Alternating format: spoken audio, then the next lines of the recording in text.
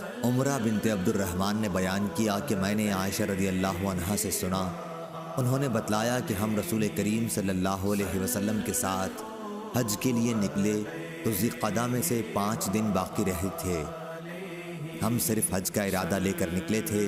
جب ہم مکے کے قریب پہنچے تو رسول کریم صلی اللہ علیہ وسلم نے حکم دیا کہ جن لوگوں کے ساتھ قربانی نہ ہو وہ جب طواف کر لیں اور صفا و مروہ کی سعی بھی کر لیں تو حلال ہو جائیں گے۔ حضرت عائشہ رضی اللہ عنہا نے کہا کہ قربانی کے دن ہمارے گھر گائے کا گوشت لایا گیا تو میں نے کہا کہ یہ کیا ہے؟ لانے والے نے بتلایا کہ رسول کریم صلی اللہ علیہ وسلم نے اپنی بیویوں کی طرف سے یہ قربانی کی ہے۔ یحییٰ نے کہا کہ میں نے یہ حدیث قاسم سے بیان کی، انہوں نے کہا عمرہ نے یہ حدیث ٹھیک بیان کی ہے۔ صحیح بخاری حدیث نمبر 1709۔